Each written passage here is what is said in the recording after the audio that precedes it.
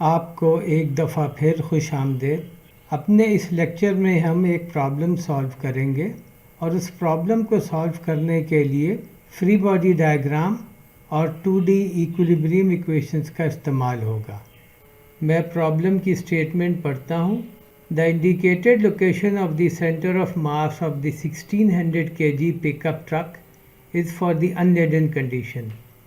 If a load whose center of mass is x is equal to 400 millimeter behind the rear axle is added to the truck, determine the mass ml of the load for which the normal forces under the front and rear wheels are equal.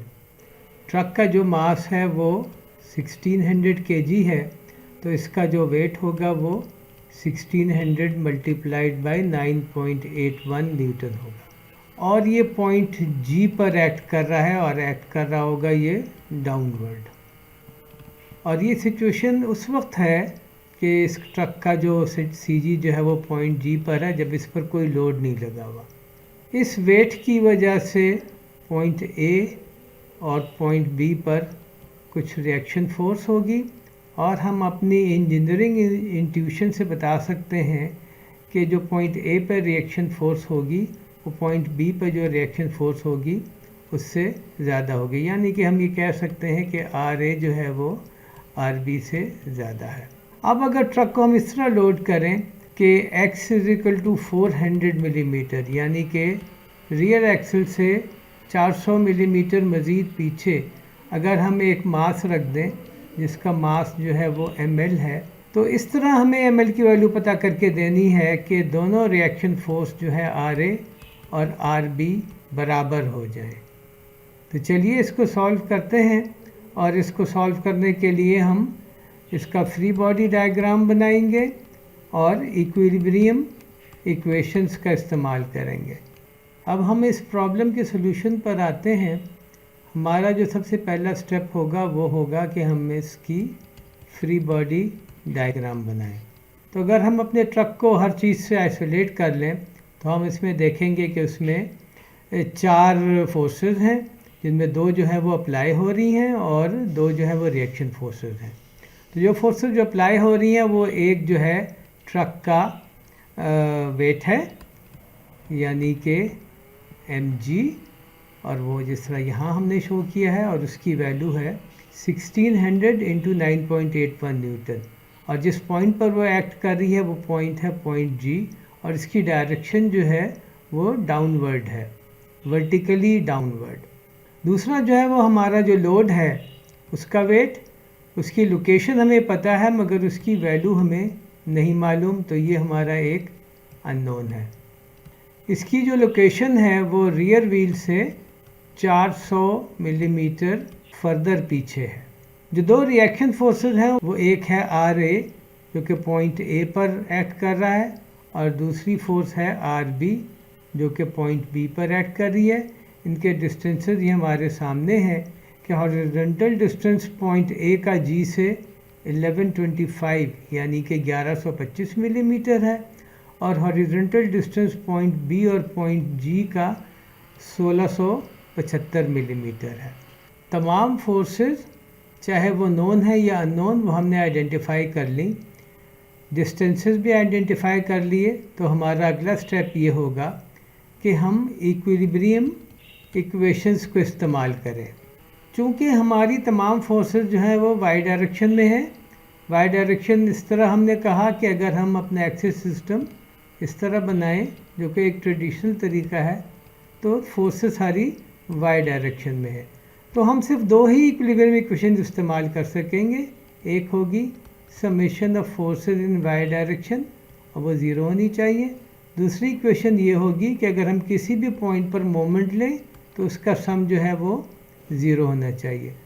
तो इन दोनों इक्वेशनों को इस्तेमाल करते हुए हम 3 unknown यानी कि RA, RB और WL पता कर सकेंगे। इक्वेशनें हमारी 2 हैं और अननोन 3 है, लेकिन हमें एक कंडीशन दी हुई है। वो कंडीशन ये है कि RA जो है वो RB के बराबर होना चाहिए।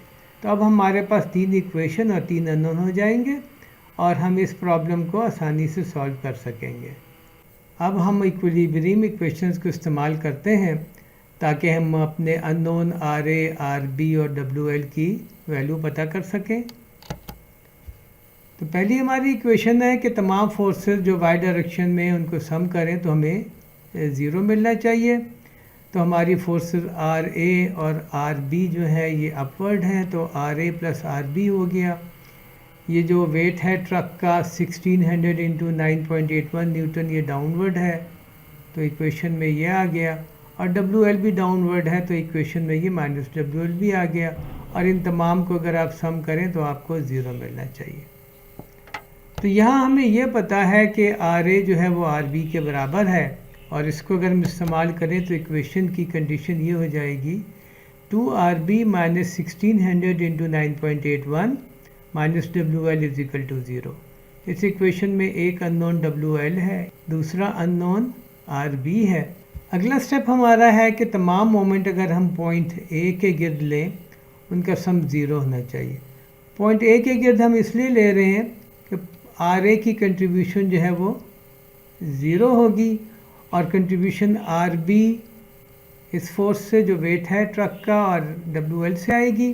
तो मोमेंट चूँकि पॉइंट ए के गिर्द लेनी है तो डिस्टेंसेस हमें पता हैं। इस फोर्स का जो डिस्टेंस है वो 1125 मीटर है, आर बी का जो डिस्टेंस है वो इन दोनों का सम होगा जो कि 2800 मिलीमीटर होगा, और तीसरी फोर्स डब्ल्यू एल है, इसका जो मोमेंट आर्म होगा वो 3200 मिलीमीटर होगा। तो हमारी इक्वेशन बन जाएगी आर बी इंटू 2800, ये पॉजिटिव है चूँकि ये जो आर बी का जो मोमेंट है ये काउंटर क्लॉकवाइज होगा, माइनस 1600 इंटू 9.81 मल्टीप्लाइड बाई 1125, ये जो है मोमेंट ये क्लॉकवाइज होगी तो लिहाजा ये नेगेटिव होगी।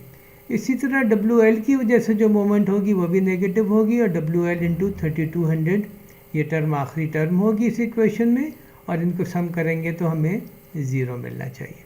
इस इक्वेशन को अगर हम थोड़ा सा मैनिपुलेट करें तो ये बन जाएगी कि R B is equal to 1600 into 9.81 into 1125 plus 3200 W L whole divided by 2800।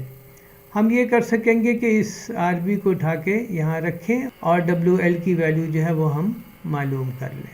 तो ये काम जब हमने किया, हमने ये आर बी उठाया और इस इक्वेशन में रखा, तो ये बन गया 2 into 1600 into 9.81 into 1125 plus 3200 W L whole divided by 2800, और ये माइनस 1600 इंटू 9.81 ये यहाँ से आया, माइनस डब्ल्यू एल ये यहाँ से आया, और ये तमाम चीज़ें जो हैं वो ज़ीरो के बराबर होनी चाहिए। तो हम डिटेल में नहीं जाते, हम सॉल्व करेंगे तो हमें डब्ल्यू एल की वैल्यू मिल जाएगी 2397 न्यूटन, और इसको जब हम 9.81 से डिवाइड करेंगे तो हमें मास मिल जाएगा 244.3 kg। यानी कि अगर हम यहाँ पर 244.3 kg का लोड रखें तो आर ए और आर बी की वैल्यू बराबर होगी। तो अगर हम उसको देखें कि आर ए और आर बी क्या है तो वो हो जाएगा 9047 न्यूटन। तो यूँ हमने ये प्रॉब्लम सॉल्व कर लिया। उम्मीद है आपको ये लेक्चर पसंद आया होगा। Thank you very much.